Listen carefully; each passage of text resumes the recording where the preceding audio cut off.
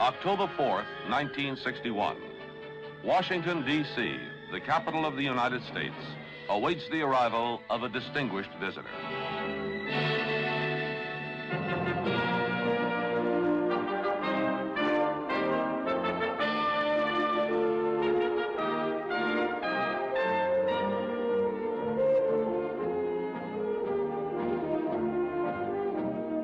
The American capital makes ready to greet His Excellency El Farid Ibrahim Abud, President of the Sudan.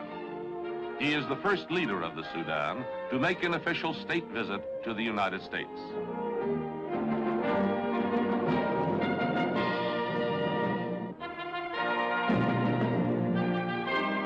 President Abud is arriving aboard the American presidential jetliner, which flew to Khartoum to carry President Kennedy's honored guest to America.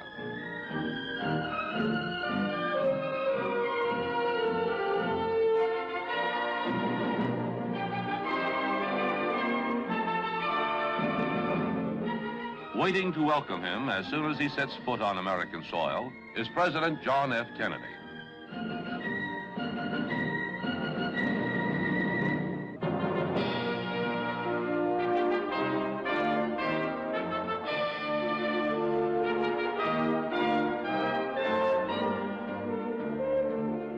A group of Sudanese students have come to welcome the president of their country. Ladies and gentlemen, Mr. President, members of your party, I wish to express, on behalf of the people of the United States, our great satisfaction in welcoming you to our country. This is the first occasion in the history of the Sudan that a leader of your country has come to visit the United States. We welcome you also because you have set an example of a country with 8 neighbors, all of whom live at peace with you and with each other. You have set a standard for your continent and indeed, in that sense, for the world.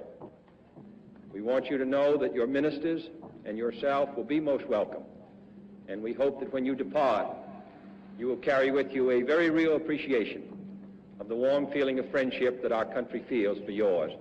Mr. President.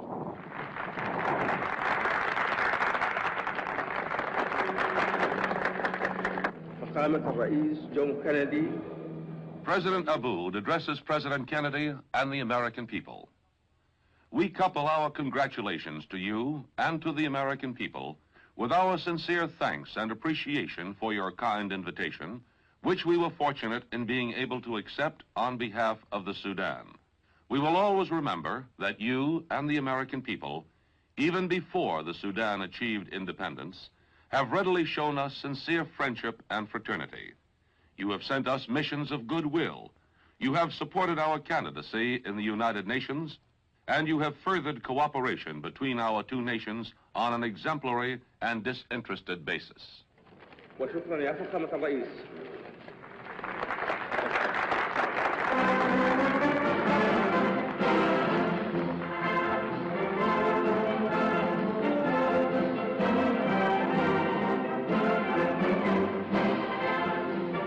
President Abud is en route to the center of Washington, escorted by a full-dress parade.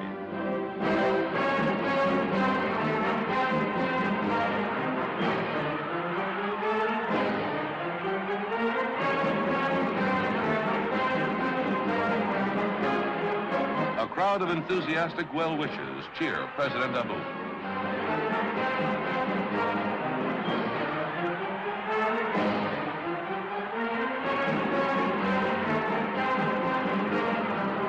During his stay in Washington, President Abud will make his home at the Blair House, the special residence for guests of the American president.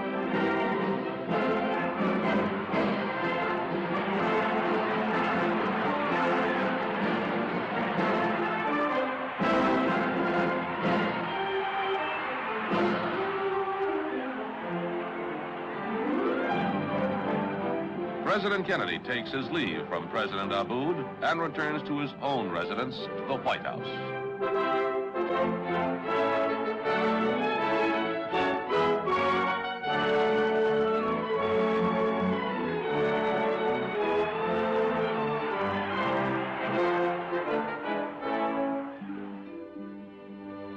memorial to Abraham Lincoln, one of America's best-loved presidents, is visited first by President Abud.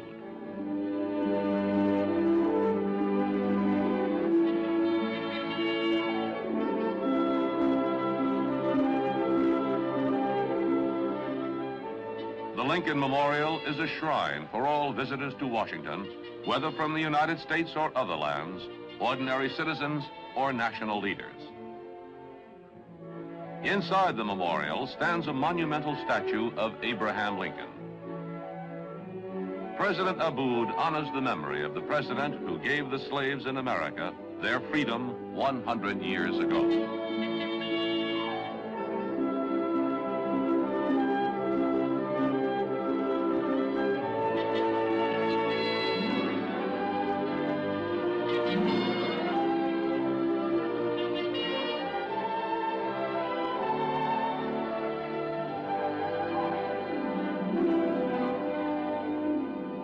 That evening, a state dinner is held by President and Mrs. Kennedy at the White House in honor of President Abud.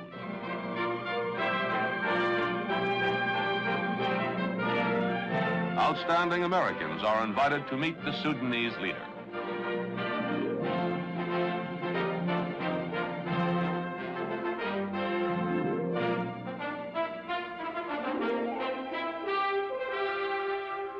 President and Mrs. Kennedy appear with their guest of honor and Ambassador and Mrs. Osman El Hadari of the Sudan.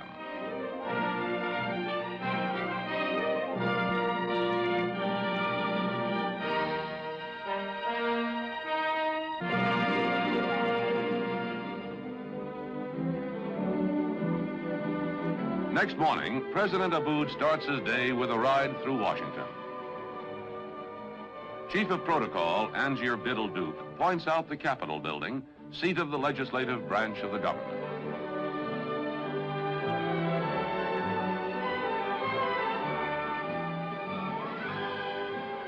The presidential party ends its sightseeing tour at the White House.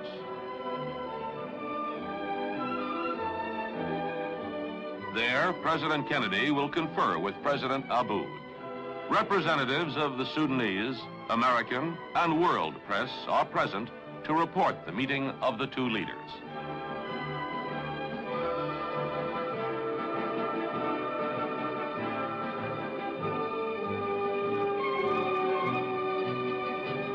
President Kennedy and President Abud, with his Minister of Foreign Affairs, Ahmed Care, discuss a number of subjects of mutual interest. The two presidents share a common concern for the preservation of world peace and a common reliance on the United Nations as the most effective instrument for maintaining peace. They agree on expanding their cooperation to further economic development in the Sudan. The two leaders affirm the right of peoples of every continent to self-determination.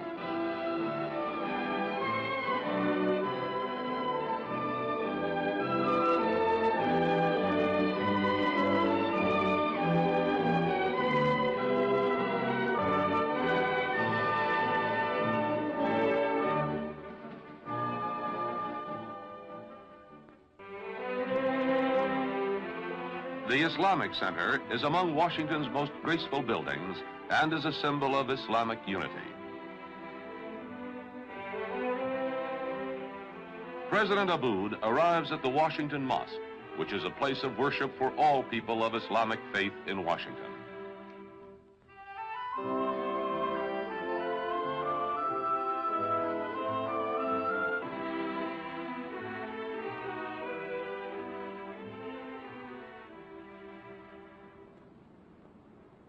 All Islamic states participated in the building of the mosque and share in its program to increase American understanding of Islam.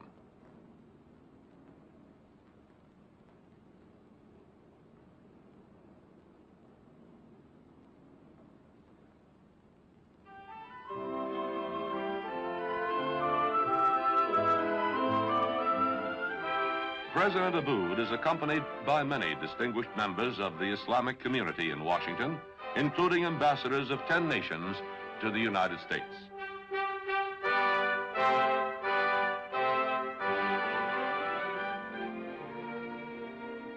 Later that day, a reception in honor of President Abboud is given by His Excellency, the Sudanese ambassador to the United States. Many diplomatic and official dignitaries are present. The reception gives evidence of the sincere respect and appreciation for the Sudan and its president.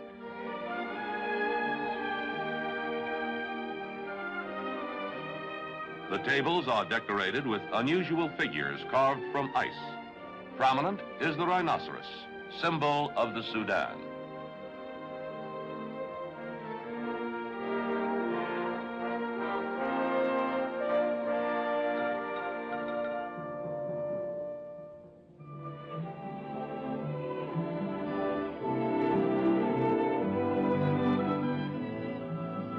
The National Zoological Park holds an unusual interest for the Sudanese visitors.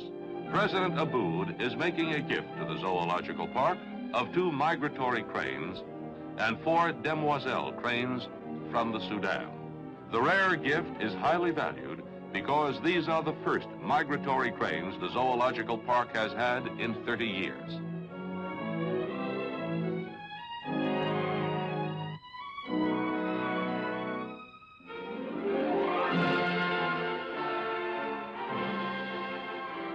The National Press Club is a meeting and working place for some of the most influential newsmen and journalists in the world.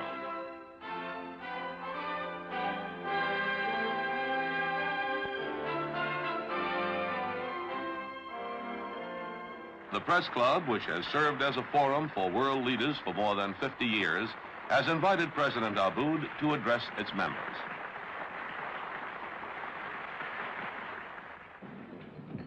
سيداتي سادتي. In his address, President Abboud states that his is a peaceful country devoid of territorial ambitions. He affirms the Sudan's support for complete and general disarmament and its opposition to nuclear tests by any nation. He further states that the Sudan supports the principle of self-determination as a solution for international problems and opposes colonialism in all its forms. شكرا لكم.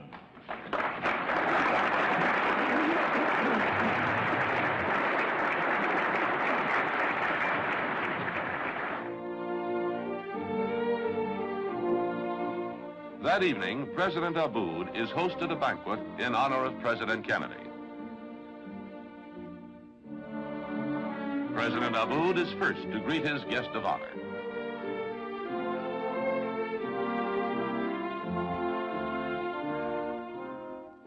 More than 500 distinguished American officials and members of the Washington Diplomatic Corps attend the banquet at President Abboud's invitation.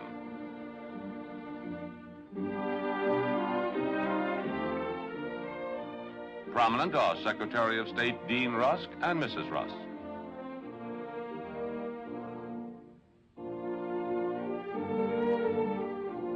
In a toast to President Kennedy, the host states that he has found America aware of African aspirations and willing to cooperate in achieving them on a basis of mutual confidence and respect. For President Abboud, this evening ends his Washington visit. The next morning, he flies to Los Angeles, 2,300 miles away. Los Angeles is the great metropolis of the West. Home of over 5 million people, the spreading city is one of the largest in area in the world. President Abboud, himself from a vast country in a vast continent, congratulates the citizens on the way in which they conduct the affairs of this huge city. Because of the great spread of the city, President Abboud uses a helicopter to travel in the Los Angeles area. The helicopter takes President Abboud to Disneyland, where the American movie maker Walt Disney has created an entire city out of his imagination. Inspired by America's past and children's literature and his own films, Disney has put together a vast amusement park known throughout America.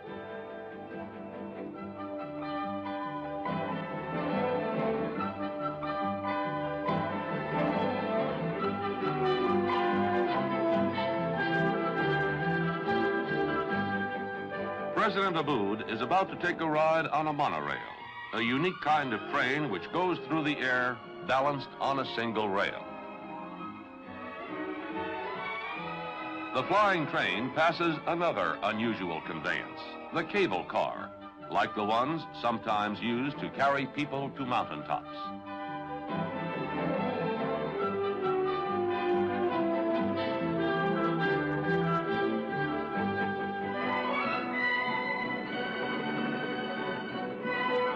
President Abboud next visits California State Polytechnic College, which has a program emphasizing agriculture and animal husbandry.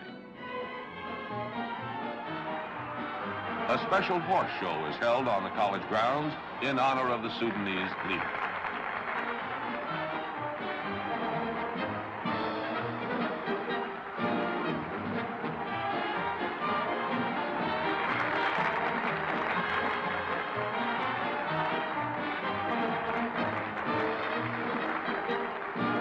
The prize Arabian gelding, Tezade, displays its special talents for President Abboud. The college owns 60 of the finest Arabian horses in the United States.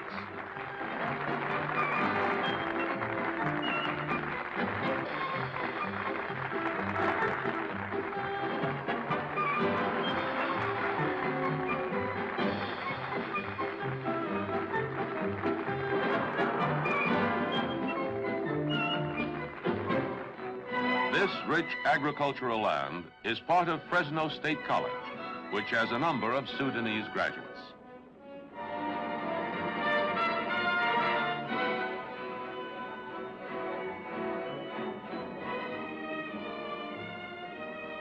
The dean of the college conducts the president's party through the campus, arriving at the experimental cotton field. The cotton is sprayed both from the air and ground. This spray causes the foliage to drop and thereby aids in harvesting the fiber, drying the leaves so that the bolls can be picked by machine.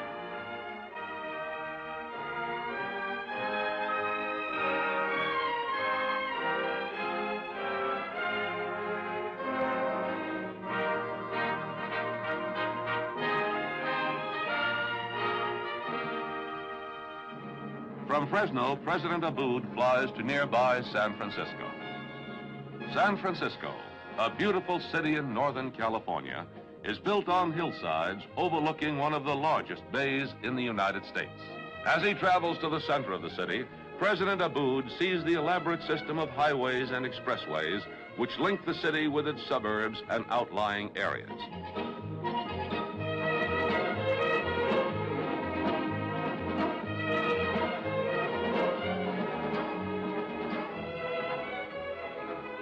The Mark Hopkins Hotel is President Abboud's residence in San Francisco. A group of Sudanese welcome their president on his arrival in San Francisco.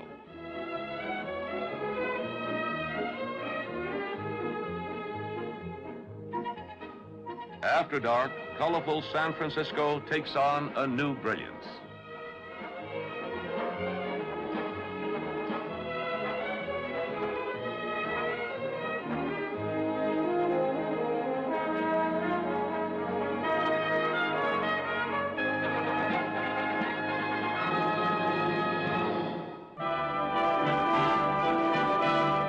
Leaving San Francisco, President Abboud flies east 1,850 miles to Chicago. Chicago, the industrial giant of the Midwest. This, the second largest city in the United States, is the center of manufacturing, agriculture, and transportation for the region. Soon after his arrival in Chicago, President Abboud tours the premises of the International Harvester Tractor Works.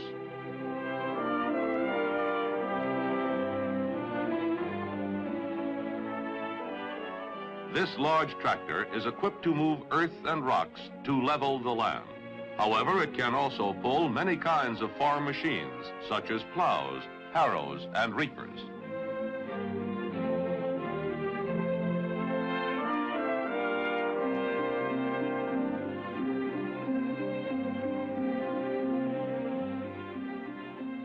President Abboud is especially interested in the tractor works in relation to his own plans for the agricultural development of the Sudan.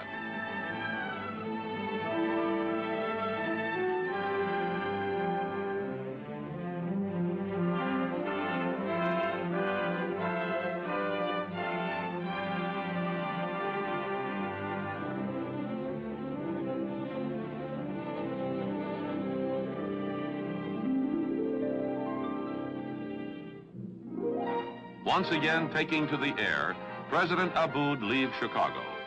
The face of this busy city gives evidence of its importance in the American economy.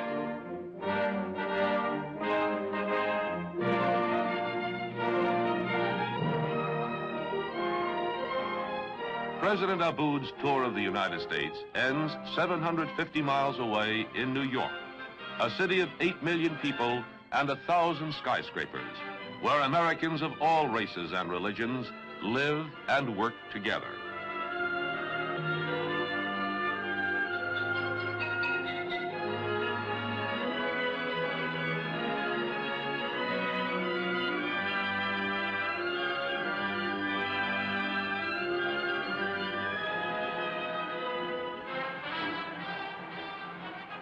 New York's traditional welcome to visiting heads of state is accorded to President Abud.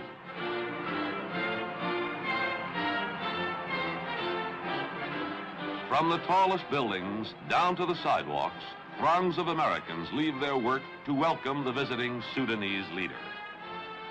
The enthusiastic reception given President Abud shows the warmth of America's friendship for the Sudan. From the crowd-filled street, President Abud goes to the top of the highest building in the world, the Empire State Building. President Abud views New York from the 102nd story observation platform, 1,000 feet above the ground.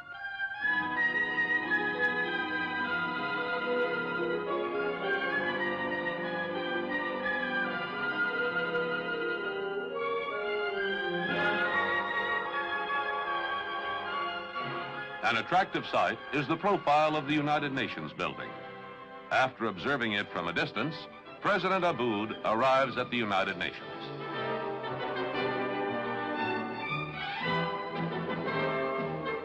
President Abud, who has often expressed his support for the United Nations, is greeted on his arrival by His Excellency Manji Slim of Tunisia, President of the General Assembly. Mr. Manji Slim then conducts President Abud directly to the General Assembly chamber. Delegates of more than 100 nations are waiting to hear an address by the Sudanese leader.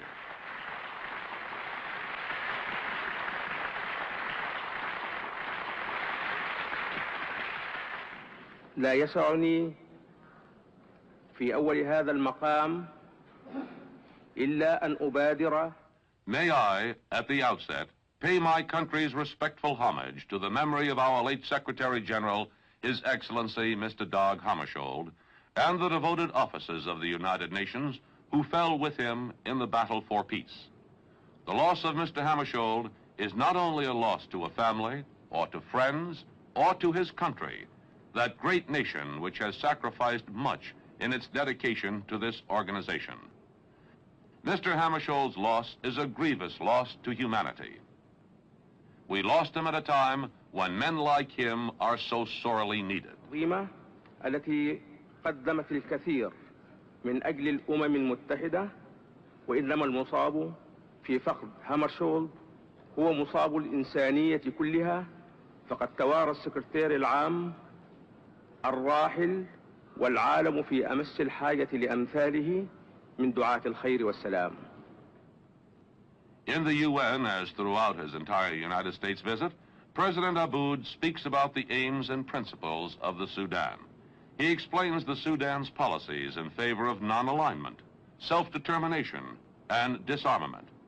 He speaks strongly for greater aid to the underdeveloped countries and emphasizes his country's staunch support for the United Nations, which he describes as a temple of hope to preserve and promote the cause of peace and progress.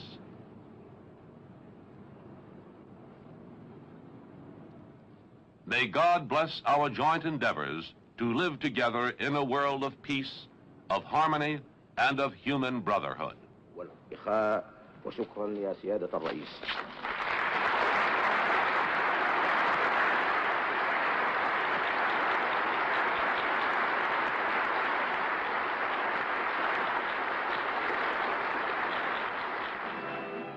The delegates to the United Nations from Asian and African member nations meet with President Abud. The year 1961 is known as the Year of Africa at the United Nations, owing to the large number of new African nations admitted.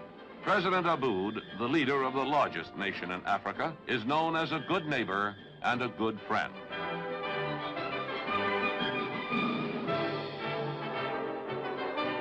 After a busy afternoon at the United Nations, President Abud pays a personal call on an American family in their own home.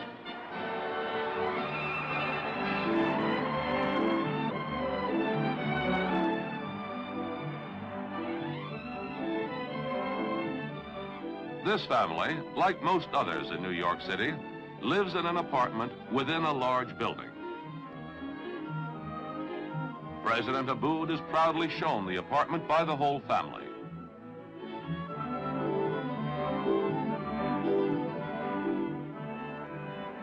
The head of the family, Mr. Pitt, is a policeman for the New York Housing Authority. He maintains law and order and watches over the safety of housing project tenants.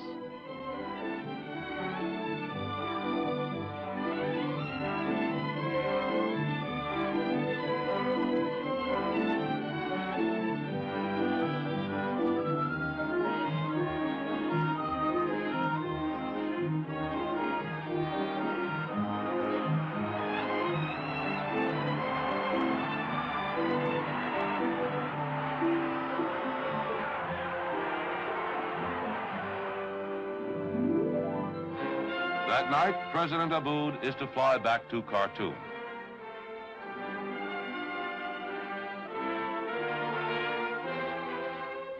A final memento is presented to the departing guest, a symbol of New York's friendship for the Sudan.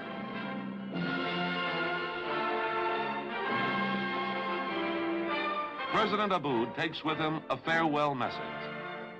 President Kennedy has conveyed to President Abud his pleasure at the increased American understanding and respect for the Sudan and its people as a result of President Abud's visit. As President Abud returns to his own land, he departs with the knowledge that the bonds of friendship between the United States and the Sudan have been strengthened, and that the two nations will continue to work together toward mutual goals in mutual trust.